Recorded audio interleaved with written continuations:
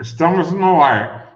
É só esperar um minutinho, por causa do delay, né? Do tempinho que leva aí para.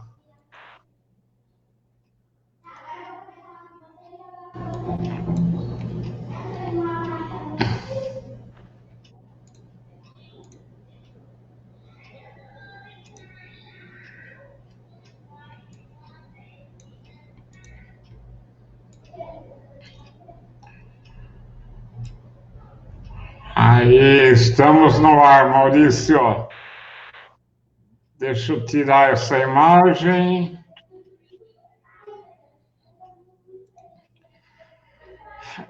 Prontinho. Boa noite, querido. Tudo bem? Boa noite, satisfação estar com você, Sérgio Nardini, e com todo mundo que está junto com a gente aí, não fisicamente, mas está de coração através da internet aí, desse aplicativo. Sim, é o lado positivo da tecnologia, né, Maurício? Com certeza. Então, eu quero dar o meu acolhimento, o meu boa noite, pessoal. Sejam bem-vindos à nossa casa, né? Bom, hoje, então, o tema que nós vamos abordar aqui com o meu amigo pessoal, Maurício de Barros, aliás, Maurício Barros, né? Sem o D. O Maurício ele é psicólogo clínico, pós-graduado em psicanálise e filosofia, diretor da Clínica Fazenda Palmeiras e também palestrante. E o tema que nós escolhemos juntos está diretamente relacionado ao momento atual e vamos falar sobre as angústias, os medos e as doenças psicossomáticas, né? A angústia e o medo em excesso podem causar doenças físicas e emocionais, além de afetar o sistema imunológico. Então, manter contato com as pessoas, mesmo que à distância, e compartilhar os sentimentos, ajuda muito a aliviar o sofrimento. Maurício, como introdução, você concorda com essa minha fala? Concordo. O momento que a gente está vivendo é um momento onde praticamente 5 meses compartilhamos em termos de humanidade, porque é uma questão mundial, uma sensação de ameaça. E essa sensação de ameaça, ela se desdobra em duas vertentes.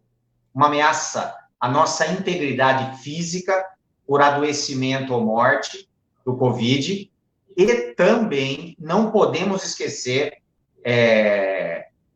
tão importante quanto, uma ameaça de escassez financeira por uma crise econômica, desemprego e empobrecimento. Então, nos sentimos ameaçados em duas vertentes. Essa ameaça constante, ela acaba gerando um quadro de desequilíbrio psicoemocional, manifestando ansiedade, que é a filha do medo. Basicamente isso. Resumidamente.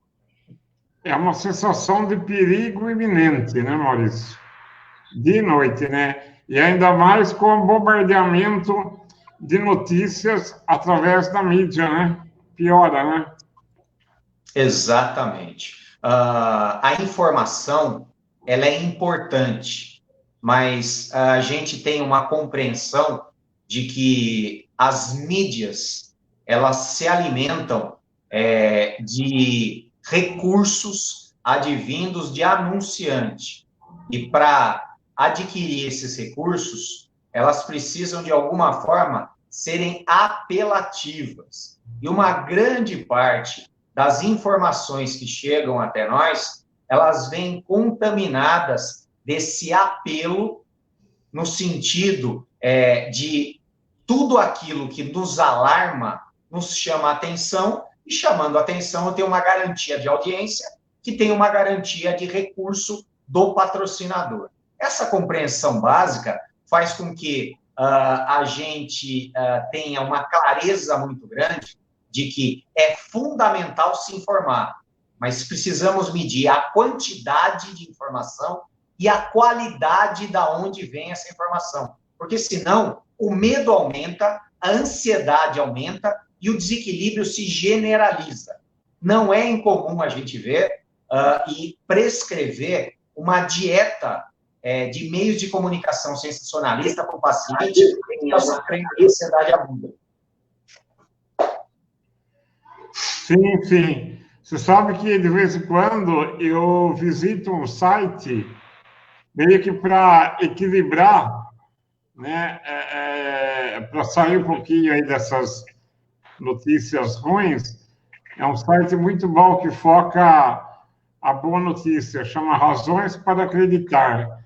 Então, é uma forma até de eu me manter um pouco com a mente focada para coisas boas, porque essa experiência também tem, né, Maurício, o seu propósito de aprendizado e de escolhas positivas que nós podemos fazer, né? Bom, aí a gente já está entrando num outro âmbito, Sim. Um âmbito onde existe uma filosofia que sustenta a ideia de que toda vivência encerra um aprendizado, crescimento e evolução. Então, assim, aprendemos pelo amor e pela dor. E sabemos que a dor, ela é uma professora muito mais eficiente e muito mais pronta a nos trazer a reforma que a gente precisa. Um psicanalista, ele nunca vai deixar de falar que é necessário uma dose de angústia na vida para que a gente se movimente em direção ao crescimento. Porque a pessoa que não tem essa angústia, ele é um acomodado e é um estagnado. Maurício, antes de perguntar para você o que são doenças psicossomáticas, permita-me perguntar se o medo, de uma certa forma, ele é necessário até para a preservação da vida, né, Maurício? Sérgio, somente os loucos não têm medo. Pois e alguns, tá? E alguns. Porque muitos têm, tá bom? Posso falar isso com propriedade, tá certo? O medo é um instinto natural que garante a gente estar aqui como espécie. Se não fosse o medo, não estaríamos aqui, teríamos sido extintos, tal qual os dinossauros que foram extintos por outra razão. Mas estaríamos extintos pela ausência do medo, haja visto o fato que somos frágeis em termos de corpo e de defesa física. Mas o medo, ele é um instinto fundamental e são dois instintos básicos que a gente tem. O medo, que é o instinto de preservação, que garante a nossa sobrevivência, e o sexo, que é o instinto reprodutivo, que também garante a perpetuação da espécie. Então, assim, o medo, ele é extremamente fundamental e saudável se ele for dosado. Na hora que eu estou diante de uma estrada movimentada, é o medo que garante com que eu tenha atenção e olhe para os dois lados e veja o melhor momento para atravessar com segurança e chegar do outro lado. Porém, o medo exagerado me paralisa, me estagna e faz com que eu não atravesse a estrada e fique parado no mesmo lugar. Então, não é uma questão de ter ou não ter medo, é questão de qual é o volume desse medo. O medo no volume adequado é saudável. O medo exagerado é paralisador e adoecedor. Então, é aí que a gente trabalha. E, lembrando, o corajoso não é o sujeito que não tem medo.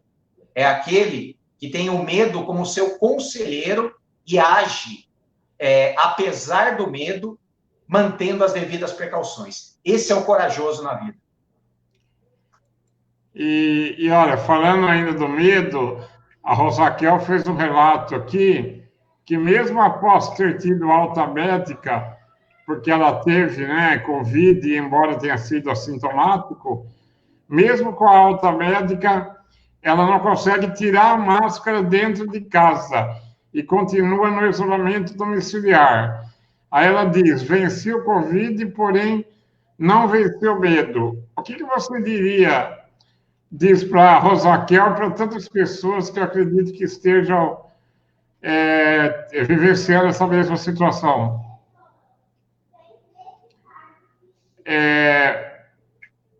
Você gostaria? Sim. Estou só com a imagem travada aqui, você também. É natural isso? E agora? Continuamos travados aqui, eu e você. Eu estou te ouvindo. Eu estou te ouvindo, mas a imagem está congelada. Provavelmente ela congelou depois que entrou a mensagenzinha da Rosaquel. Para mim está normal aqui, mas o áudio está perfeito para você?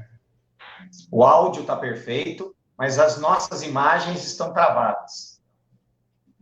Tá, eu vou pedir o feedback do pessoal aqui, mas eu acho que talvez seja somente o seu equipamento, Maurício. Ótimo. Você quer que eu entre e saia de novo? Posso?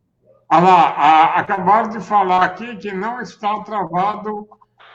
Olha lá, várias pessoas estão dizendo que a imagem está normal. Então tá bom. Posso? Eu preciso dar uma desconectadinha, 1 minuto, para voltar. Pode? Ok, pode, eu vou ficar aqui. Vamos aguardar, então, o retorno do Maurício, que eu acho que travou para ele. Aí a gente retoma aí. Pronto, e agora, Maurício? Vamos lá. Rosaquel, você está sofrendo o que é muito natural, que é um estresse pós-traumático. Depois de uma vivência de medo, de ameaça muito intensa, é natural que a nossa mente guarde um medo muito forte daquilo que a gente viveu, tentando nos preservar para que a gente não volte a passar pelo mesmo susto. Então, o que eu posso dizer para você é que o que você está sentindo é natural, demora um tempo para passar, e esse tempo varia de acordo com algumas variáveis. A primeira variável é a intensidade do susto. A segunda variável é o quanto o teu sistema nervoso está mais fortificado ou mais fragilizado. E se num prazo de algumas semanas não passar, eu sugiro que você procure um auxílio de um profissional da saúde mental que, de alguma forma, vai lhe oferecer um diagnóstico e uma orientação. A tua mensagem, a tua colocação, ela é extremamente comum. Essa mensagem poderia estar aparecendo assim: Maurício, há algum tempo atrás, eu fui assaltada indo para o trabalho. De lá para cá, eu não consigo mais ir para o trabalho sozinha, só com a presença de outras pessoas. O que devo fazer? A resposta é a mesma, você está entendendo? Você está assustada, traumatizada, demora um tempo para que o sistema nervoso se restabeleça e vá deixando no passado o susto que você levou.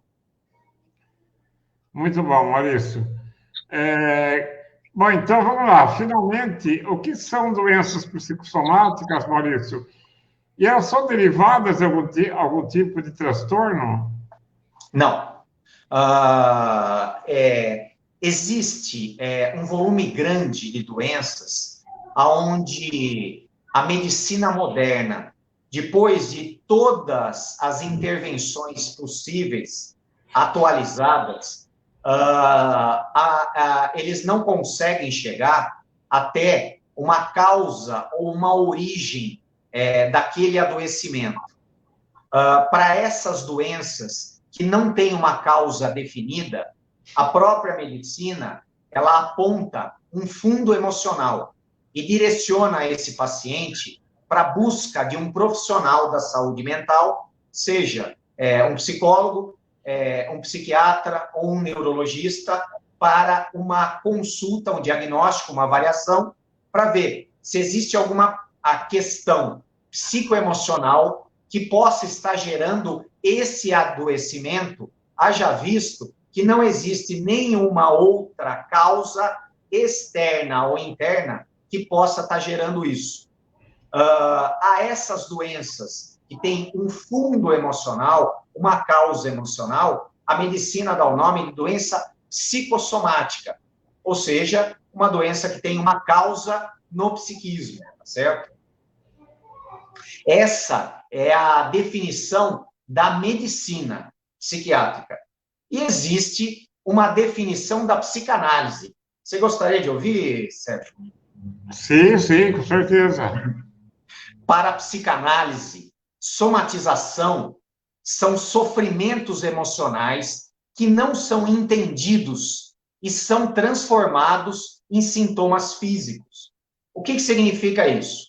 Por exemplo, aquela moça que eu acabei de citar, que foi assaltada indo para o trabalho, se esse susto foi muito grande e ela não teve recursos psíquicos emocionais para poder digerir essa situação, não é incomum ela manifestar algum tipo de adoecimento físico que possa ser ou incapacitante dela retornar ao trabalho, ou limitador, que venha, de alguma forma, a colocar ela de uma forma mais vulnerável, solicitando o auxílio de alguém externo que venha lhe trazer uma segurança psíquica e emocional. Deu para entender?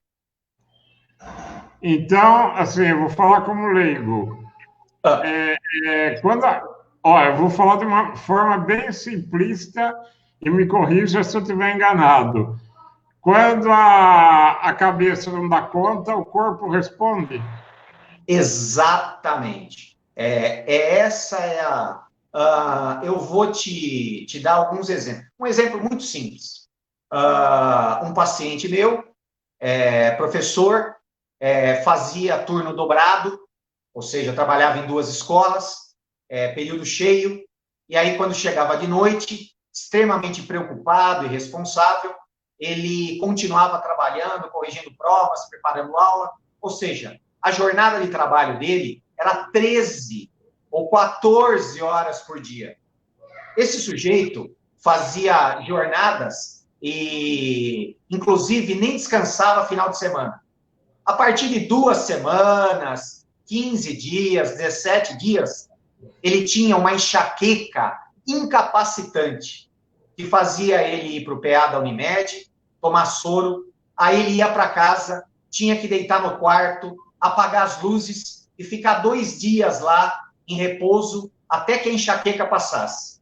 E aí, esse sujeito, na sua dificuldade natural de todo homem orgulhoso aprender, ele voltava para a sua rotina de 13, 14 horas de trabalho, sem final de semana, e aí passava mais 10 ou 20 dias, o que acontecia, Sérgio? Dor de cabeça de novo. Outra enxaqueca que mandava ele para a cama de novo mais uns 2 ou 3 dias, até ele procurar um profissional que abrisse os olhos dele e falasse: querido, você está vivendo um desequilíbrio em termos de autoexigência, de autocobrança, de neurose, de exagero.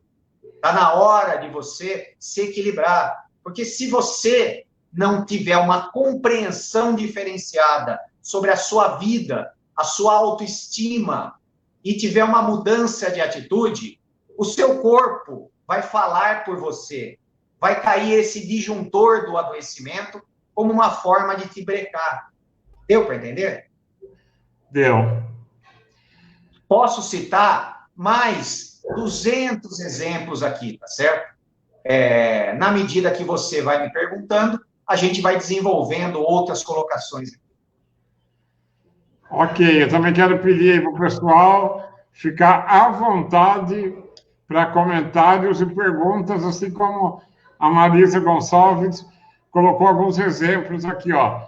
Psoríase, hipertensão e enxaqueca, aí conforme a Marisa... Insônia, azia, problemas estomacais. Existem áreas que são áreas prioritárias para o desenvolvimento de doenças psicossomáticas, tá certo? As primeiras áreas atingidas são do aparelho digestivo. Então, mediante uma situação angustiante, de medo, estresse, existe uma liberação de um hormônio chamado cortisol, que é praticamente um veneno, um hormônio do estresse. Esse cortisol afeta o corpo negativamente. Além disso, nós temos, de uma forma desequilibrada, a liberação de um estimulante autoproduzido pelo organismo, que é a adrenalina, que, se for em doses muito elevadas, também gera um desequilíbrio fisiológico. Então, um sujeito com estresse, estafa, com essa ansiedade, com essa sensação de ameaça, tem no seu corpo físico a manifestação no aparelho digestivo de azia, má digestão, refluxo. São doenças comuns. E o sujeito vai fazer um exame, e aí o que aparece lá? Uma hérnia de hiato. O que significa isso? Entre o estômago e o esôfago existe uma válvulazinha chamada hiato, um anel que impede a subida do alimento que está no estômago em retorno para o esôfago. Esse hiato, a partir de excesso de trabalho, nervosismo, ansiedade, ameaça, medo, o que acontece? Começa a manifestar um mau funcionamento. E esse sujeito tem queimação, refluxo que sobe até a garganta, e a endoscopia aponta isso. Ele recebe um antiácido do seu gastroenterologista, que é o médico especialista, uma dieta especial, mas o médico fala o que para ele? Querido, reveja a sua ansiedade, o seu medo, equilibre trabalho com descanso, coloque mais lazer na sua vida, porque senão o seu psíquico vai adoecer o seu emocional, e hoje, o que é um leve problema no aparelho digestivo pode se transformar numa úlcera ou até num câncer e te levar à morte. Isso é um bom exemplo de uma doença psicossomática. Depois, doenças no aparelho respiratório, e terceiro, doenças no aparelho circulatório. E eu vou, só para complementar o meu raciocínio, existem doenças prioritárias psicossomáticas de família. Olha que curioso isso. Na minha família, hereditariamente, existe uma questão pulmonar respiratória. Vem lá do meu avô, meu pai e minha irmã. Diante de situações de estresse, o órgão de prevalência, a somatização, é o pulmão. E logo, rapidinho, eles desenvolvem bronquite ou asma. Então, não é incomum você ver famílias de asmáticos, famílias de hipertensos, famílias de enxaquecosos, porque todas essas pessoas, não por genética, mas por aprendizado, desenvolvem doenças similares ao pai, ao avô, à mãe, à avó. Olha que curioso isso. Interessante, hein? Legal, né? Doença é legal, né? Legal é o aprendizado, não é a doença. Sim, claro, não é a doença. Eu gosto de valorizar a participação do pessoal aqui, e a Karina fez uma pergunta que já estava no roteiro, né? Eu ia perguntar sobre os idosos e as crianças, mas aí, eu tenho receio de esquecer, então eu já vou antecipar essa pergunta sobre que público que é mais vulnerável. Não existe vulnerabilidade por idade, indiferente da idade. A doença psicossomática, ela se manifesta. Ela se manifesta numa criança também, especialmente as crianças, vamos ser bem claros, as crianças, elas têm uma propensão maior de somatizar, porque elas têm um repertório menor de identificação dos próprios sentimentos e expressão pela fala ou atitudes, comportamentos daquilo que estão sentindo. Então, é extremamente comum. Então, assim, o pessoal que é mais velho, como eu e o Sérgio, que a gente já está na casa dos 50, o Sérgio não gosta que fala, mas eu não ligo, sabe, pessoal? a gente está na casa dos 50, quando a gente era garoto, a gente ia na casa do amiguinho e o amiguinho tinha um brinquedo. E a gente vinha em casa, depois pedia para a mãe o brinquedo, a mãe não podia comprar, e a criança ficava aguada. Aí ela ficava com febre. Lembra disso, Sérgio? Sim, sim. O que é isso? A criança foi na casa do amiguinho, viu um brinquedo que ela não tinha, pediu para a mãe não pôde comprar. Essa criança vivencia uma frustração que estava além do seu repertório, do seu recurso emocional, e essa frustração, por não conseguir ser manifesta ou expressa em palavras e em atitudes, acabou gerando uma febrezinha na criança. A outra criança, ela fica com dor de garganta antes de ter a prova do primeiro ano da escola. Por quê? Porque ela estava nervosa e ansiosa. Então, crianças, não é que elas são mais propensas, é que elas estão num estado de menor intimidade com o seu psicoemocional, então o corpo fala mais por elas. E os idosos? Os idosos não, tanto quanto adultos e jovens. Não varia, não tem uma questão significativa. E se você me perguntar por gênero, eu diria que, pela minha observação clínica, as mulheres têm uma propensão maior à expressão de doenças psicossomáticas ligadas a questões afetivas. E os homens têm uma tendência ao desenvolvimento de doenças psicossomáticas ligadas ao estresse, o excesso, a exigência e ao trabalho físico e mental. Mas por que isso, Maurício? Porque os homens são educados para serem menos sensíveis emocionalmente e estarem mais focados para a racionalidade e praticidade da vida, o que os afeta mais. E as mulheres são educadas para um repertório mais emocional, e esse repertório mais emocional as fazem seres mais evoluídos do que nós e mais sensíveis a questões emocionais, como tristeza, como questões de perda, desilusões, que podem estar causando essas questões de doenças psicossomáticas.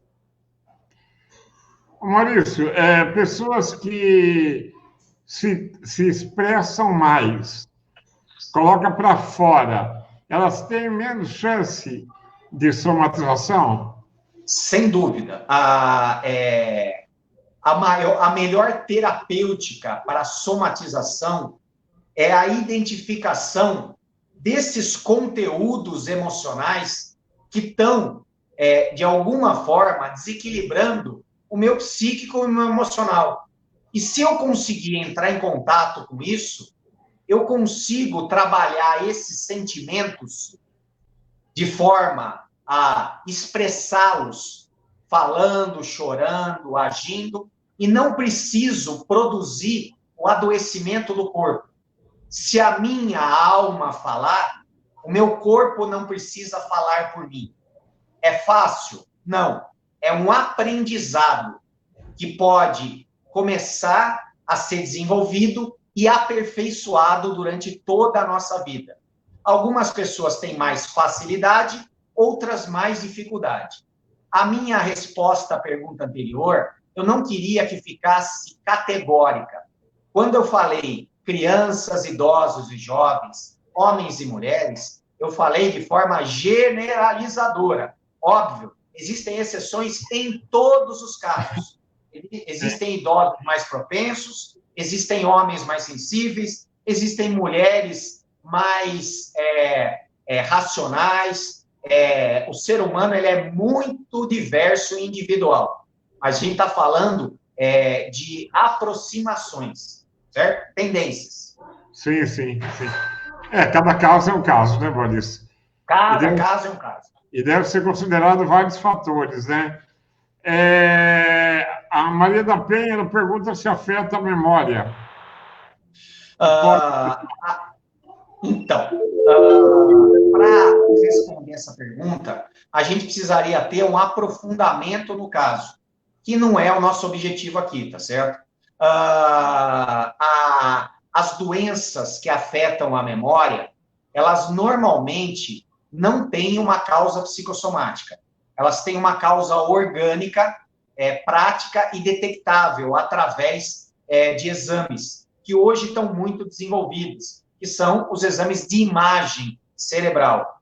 Então, normalmente, não existe uma prevalência de doenças somáticas que afetem a memória, a não ser uma questão extremamente grave, que a gente chama de conversão histérica, que aí sim existe um caso bem específico, que se chama a amnésia conversiva, que é um trauma, um choque, que faz com que a pessoa esqueça o que aconteceu.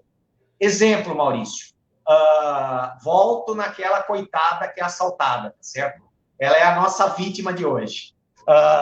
O assalto não foi só um assalto, ela foi vítima de uma violência. O assaltante foi bruto, bateu nela, espancou ela.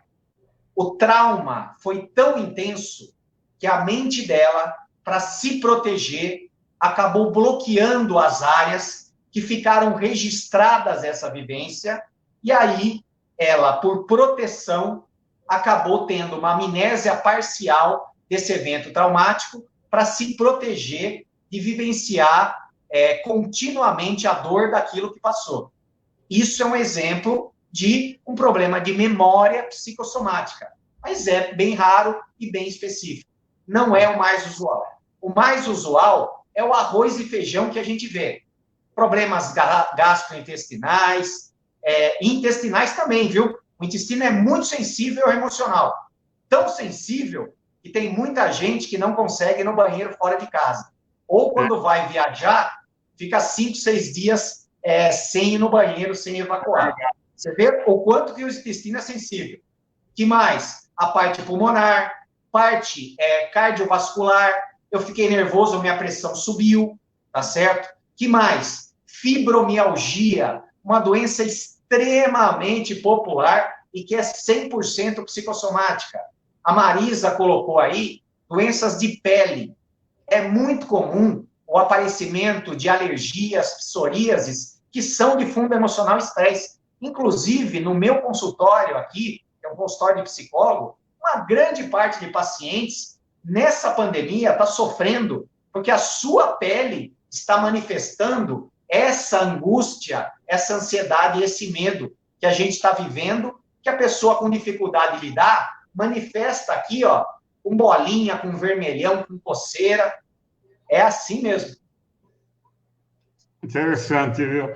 E eu quero pegar também uma colocação da Marisa e quero adaptar a pergunta dela da seguinte forma, considerando então que as doenças psicossomáticas, né, é uma forma até é uma válvula de escape, né, conforme eu falei lá no início, quando a cabeça não aguenta, o corpo responde.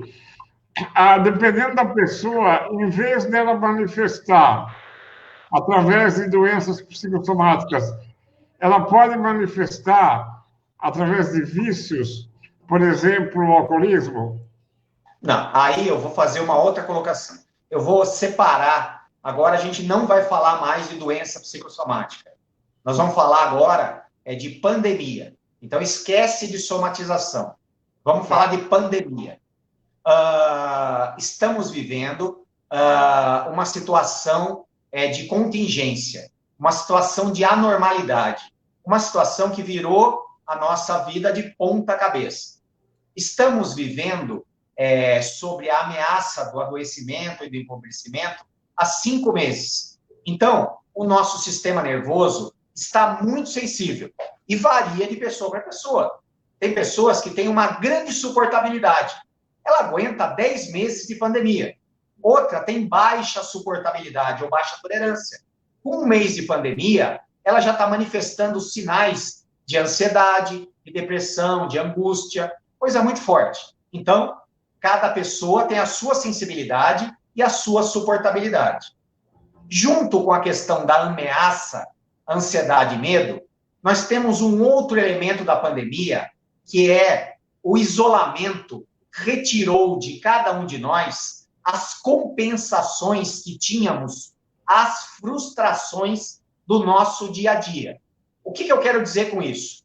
Quando o Sérgio Nardini tinha uma semana muito puxada, com muito trabalho, muito problema, ele estabelecia uma compensação. Ele pegava a Kombi, a esposa, a filha, o pai, iam dar uma volta no shopping, ou iam comer um lanche na Rua 15, ou chamavam os amigos para fazer uma pizza em casa. O que aconteceu? A pandemia causou um isolamento e acabou retirando de nós a grande totalidade das nossas compensações. Então, o sujeito que tinha a sua academia como compensação à ansiedade, ao estresse, à frustração, não tem mais. O que ia no cinema não tem mais. O do barzinho não tem mais.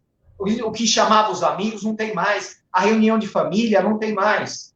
E aí começam a se manifestar sintomas de duas formas. Chamamos na psiquiatria sintomas positivos ou negativos. Não no sentido de bom ou ruim, mas no sentido de mais e menos. Sintoma positivo: mais ansiedade, mais raiva, mais fome, mais vontade de beber, mais vontade de fumar, mais vontade de dormir. Sintomas negativos: menos ânimo, menos sono, menos fome, menos disposição. Essa sintomatologia varia de pessoa para pessoa e precisa ser identificada e trabalhada através de uma rotina que venha tentar resgatar, mesmo dentro da pandemia, algum tipo de disciplina, proporcionando uma saúde, um lazer, um entretenimento e um balanceamento para as obrigações que nós não deixamos de fazer, mesmo estando nesse estado de exceção, que é o isolamento social. Deu para entender, Sérgio? Deu. Então, hoje, por conta da pandemia, tem gente bebendo demais, usando droga demais. Isso como consequência ou sintoma positivo do estado de esgotamento do sistema nervoso, o qual todos nós estamos submetidos. Um a mais, um a menos. Uns a mais, uns a menos. Entendi. A pessoa entra numa compulsividade, né? A compulsão é um dos sintomas positivos, né, que a gente chama, ou seja, algo que aumenta na vida da gente, como sintoma da pandemia. E pandemia de que forma? O medo, a ameaça, a saúde e ao meu financeiro que a gente está vivendo e a retirada de tudo aquilo que era lazer e compensação que eu tinha, que equilibrava a minha vida. Antigamente, você passava uma semana inteira trabalhando e na sexta-feira, no Facebook, o Sérgio postava lá, sextou. Hoje, sextou, sabadou, domingou, segundou, é tudo a mesma coisa, porque a gente está preso dentro de casa. Então, isso tem um preço para o nosso sistema nervoso, que acaba gerando essa sintomatologia toda, que é uma sintomatologia natural. Todos nós temos isso em maior ou menor grau. Agora, fora isso, nós temos com maior gravidade um adoecimento físico corporal que a gente chama de doença psicossomática. Aí é outra coisa um pouco mais pesada, mais grave. É o teu corpo falando que a pandemia está pesando além da conta. Ok. Dentro desse mais e menos aí que você deu alguns exemplos, pode impactar também até na vida sexual, né, Maurício? Totalmente. Uma das primeiras coisas que você vai perder é a libido, tá certo? Que é essa questão do desejo. Porque o desejo, ele precisa de uma vitalidade e precisa de um equilíbrio psicoemocional. E a ausência dessa vitalidade, desse equilíbrio, afeta imediatamente a libido. Então, assim, a quantidade de queixo que a gente tem é gigantesca, é enorme. Outra coisa, Maurício, sobre as doenças psicossomáticas, eu sempre ouvi dizer que certas emoções e sentimentos podem provocar doenças específicas, né, prejudicando determinados órgãos. Por exemplo, mágoa, ressentimento e decepção pode afetar os pulmões, que pode levar para uma pneumonia.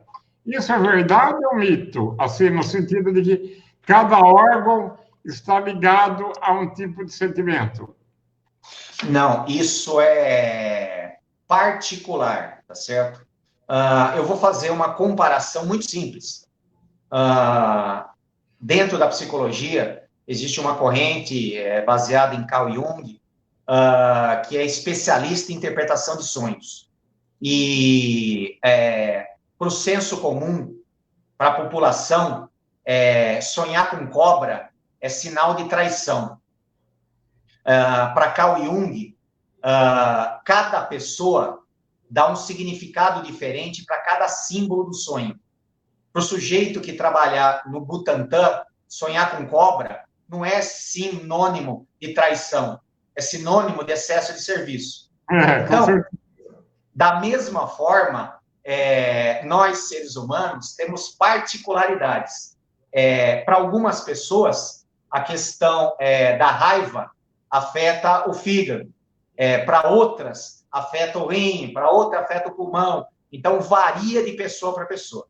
Obviamente, existem correntes não ligadas à pesquisa da psicossomática, porque a psicossomática não é uma pseudociência, é uma derivação da psicologia que foi criada por um médico chamado Steckel em 1943, que ele pesquisou a mente, e essa história da somatização, ela vem ser mais difundida a partir de experiências que eram feitas no final do século XIX, lá na França, e dos quais Sigmund Freud participou, e foram dirigidas pelo diretor de um hospital psiquiátrico muito famoso, chamado Dr. Charcot. Ele, naquele momento, vivia-se uma epidemia de doenças psicossomáticas dadas ao fato de estarem vivendo o iluminismo na França, que seria uma certa abertura aos padrões mais rígidos e religiosos, e, por outro lado, uma ambivalência, onde as pessoas estavam se abrindo para o novo, mas tinham padrões morais muito rígidos. Essa ambivalência nas mulheres causava um adoecimento, e essas mulheres eram denominadas histéricas. Elas tinham sintomas físicos de convulsões, tremores, paralisias, dos quais a medicina não conseguia achar uma causa. E Charcot, na época, nesse hospital famosíssimo, ele denomina de histeria conversiva e começa a estabelecer tratamentos a partir da hipnose, do qual Sigmund Freud vai dar continuidade, e, em determinado momento, ele vê que a hipnose já não é necessária. Simplesmente a terapia da fala era o suficiente para fazer com que essas mulheres expressassem os seus desejos e os seus medos morais e religiosos, equilibrassem essa ambivalência interna e conseguissem chegar numa saúde e não precisar manifestar no corpo doenças que na época era chamada de histeria conversiva. Isso ficou muito famoso, foi alvo de livro, muitas pesquisas, e quando foi na década de 40, esse americano pega esses estudos, estrutura e lança uma derivação psicológica chamada medicina psicossomática, que classifica doenças que têm um fundo emocional. Não quer dizer que são doenças de mentirinha, são de verdade, mas elas foram ocasionadas por emoções reprimidas e suprimidas por falta de condição da pessoa em lidar com aquela emoção intensa e forte. Ok.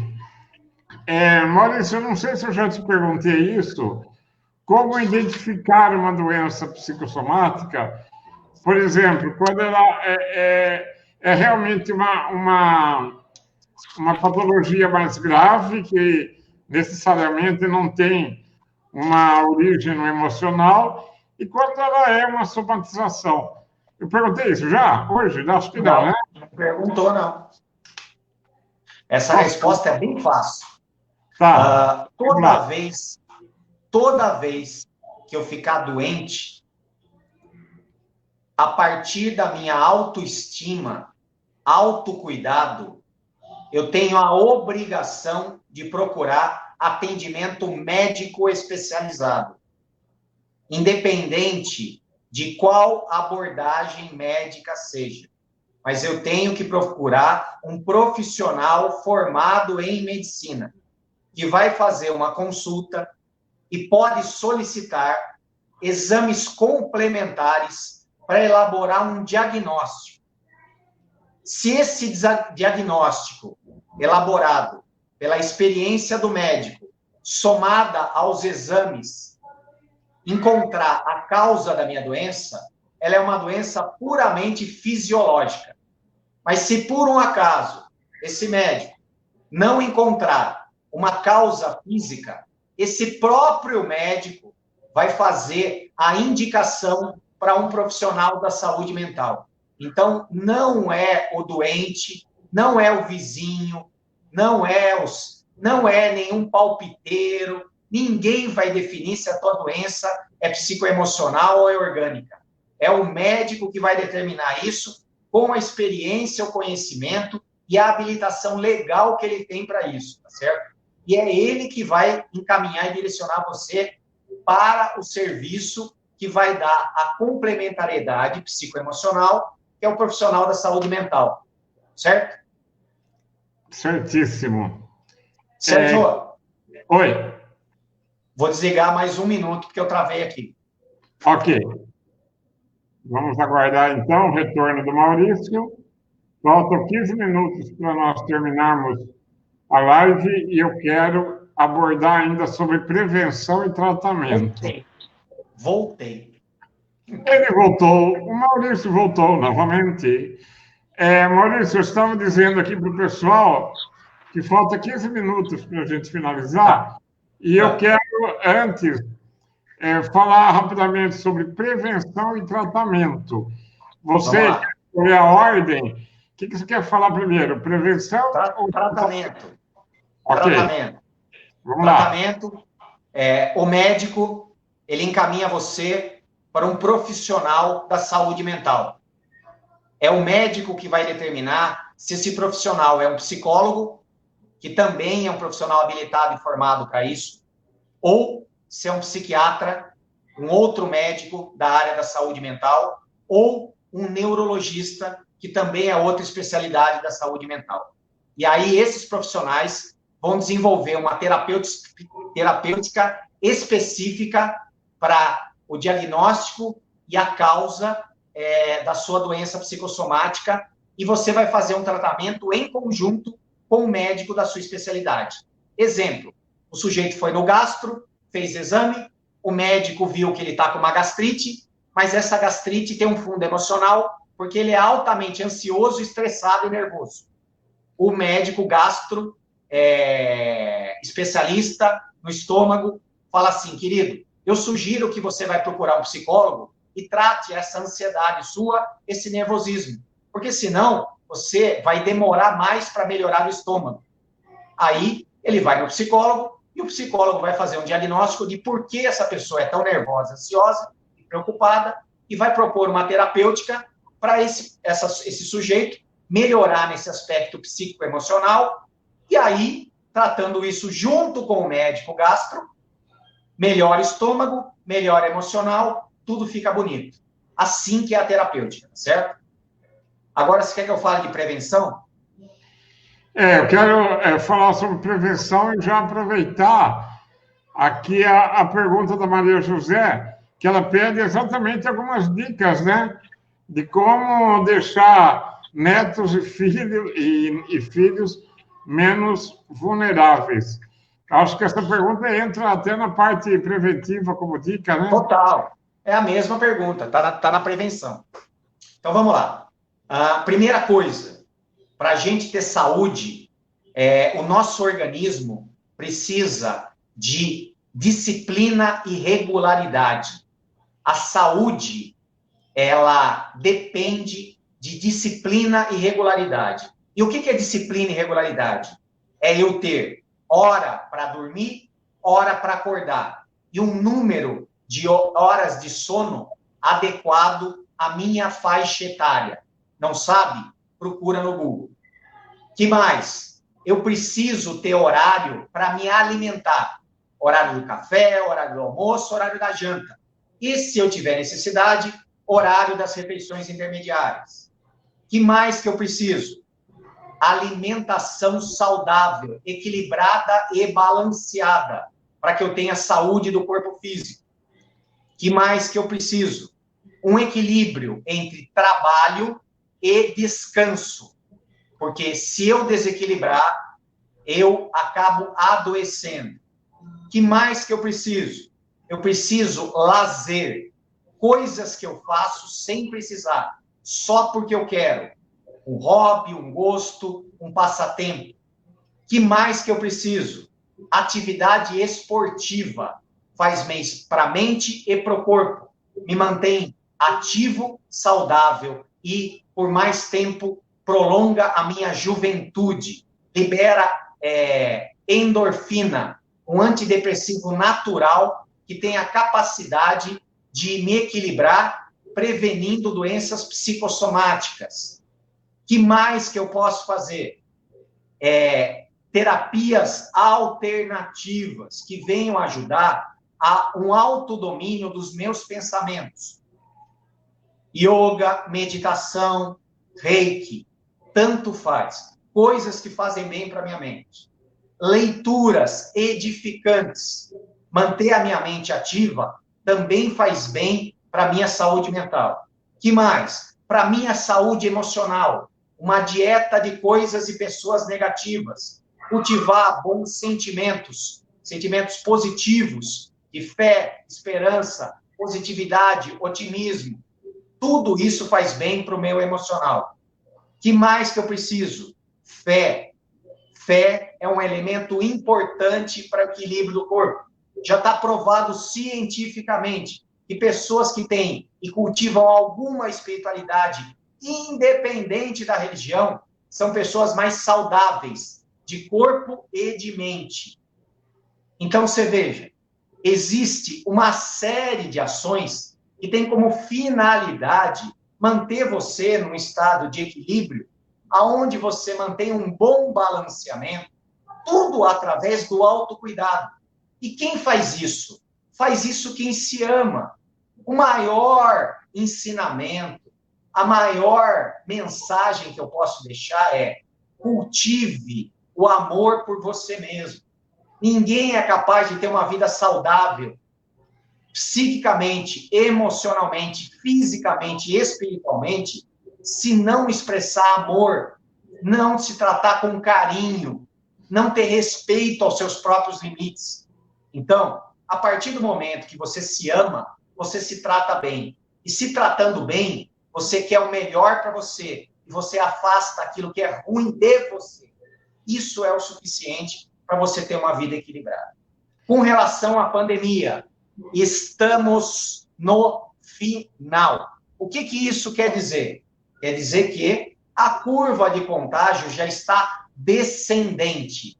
E o que isso quer dizer? Quer dizer que estamos em outro estágio de adoecimento, aonde estão sendo retornadas as liberdades que foram privadas por conta do distanciamento e isolamento.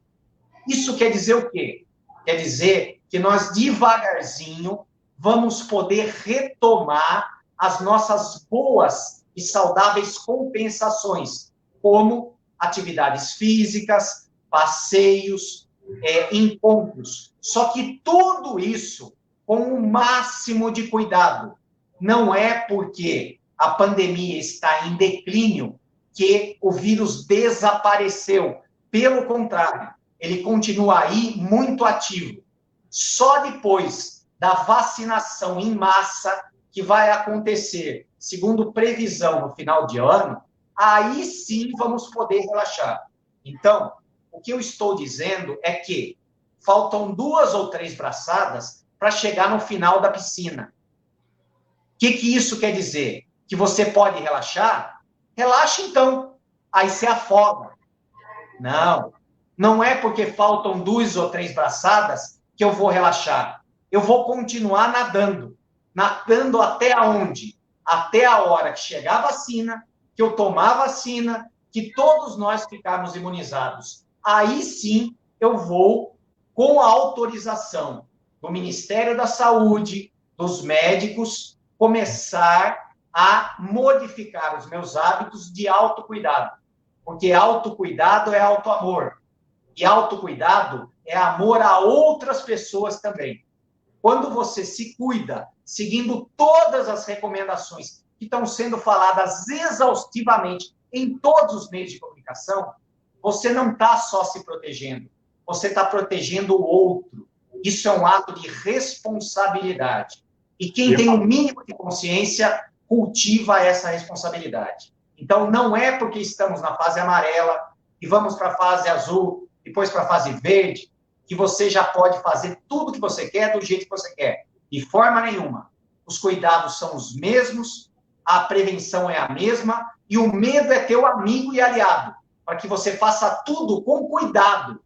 Não atravesse a estrada e seja atropelado, mas que você possa retomar a sua vida se protegendo e se garantindo. E protegendo e garantindo a saúde do outro, que é tão importante quanto a sua.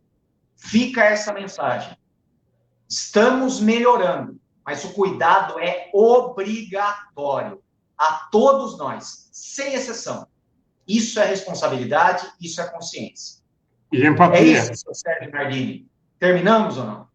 E empatia, né? Terminamos. Eu quero agradecer dizendo o seguinte: eu sempre falo que se todo mundo fizesse terapia, psicoterapia, o mundo estaria melhor. Então, Maurício, quero que você encerre passando os seus contatos e assim, evidentemente que isso não tem fins comerciais, mas eu quero, pelo amor de Deus, que você reforce essa minha fala no sentido de por que é importante fazer terapia, cara?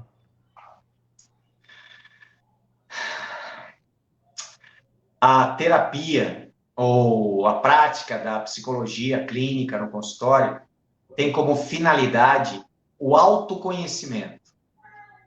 Quanto mais eu me conheço, mais eu passo a controlar aquilo que me controlava. Quanto mais eu me conheço, mais eu tenho a possibilidade de me aceitar como eu sou, de me amar de forma mais profunda e mais ampla e de me tratar melhor, querendo o meu bem e afastando o mal de mim. Isso tem um efeito positivo para mim e para todo mundo que está perto de mim. Só que a terapia, ela não é uma panaceia, nem um remédio universal. Para cada pessoa existe um tempo, um momento, um amadurecimento. Cada um tem a sua hora, cada um tem a sua dor, cada um tem a sua forma de expressar aquilo que vive e aquilo que sente. É positivo? Sem dúvida nenhuma. Promove a saúde, promove o autocrescimento, promove a evolução, promove a melhoria dos relacionamentos e está disponível. Está disponível na rede pública. O Sistema Único de Saúde possui um encaminhamento através dos PSFs para uma central especializada, que é um centro de atenção psicossocial, onde existem psicólogos que fazem atendimento gratuito. Se você tem um convênio médico, o teu convênio também cobre atendimentos psicológicos a partir de um número indicado por um médico. Se você não tem convênio e não quer recorrer ao SUS e tem recursos, você pode procurar um psicólogo particular e fazer esse investimento no seu autoconhecimento e melhora da sua vida. Psicólogo não é para isso só quando a gente está com angústia, com dor, também é para isso, mas não só para isso. É para a promoção da saúde mental e emocional e, por decorrência, a prevenção até aquelas pessoas que têm mais predisposição a uma doença psicossomática. Quem quiser conversar comigo, eu tenho uma página no Facebook que se chama Maurício Barros. É só pedir para adicionar e deixar um recadinho no Messenger. A gente trabalha para chuchu. Quando eu não estou trabalhando, eu estou trabalhando.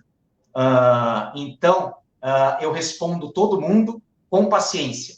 Então, vai lá no Facebook, coloca Maurício Barros, tem a minha página, você me adiciona. Se precisar tirar uma dúvida, precisar de alguma coisa, deixa um recadinho lá, que assim que a gente tiver um tempo, a gente retorna aí, tentando atender todo mundo na medida do possível, certo?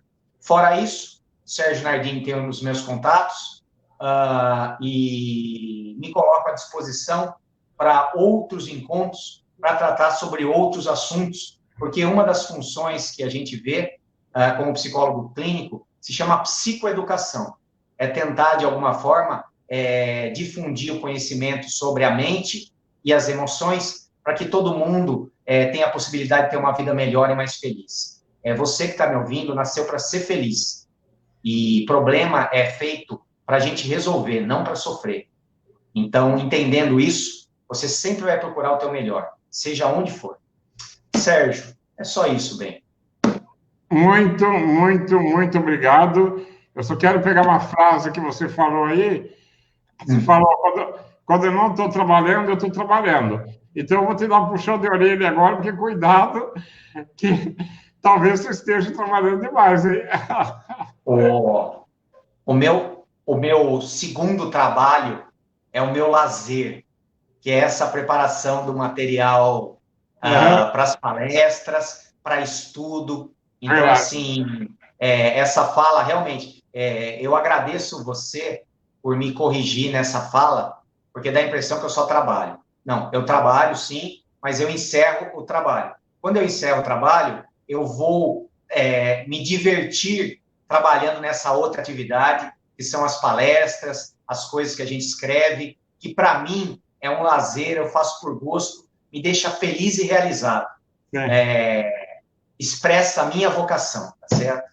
Mas obrigado pela lembrança. Como agora, por exemplo, né? Como agora, que é um prazer imenso, mas assim, não tenho como expressar o quanto é gostoso estar com você e estar falando para o pessoal que está ouvindo aí.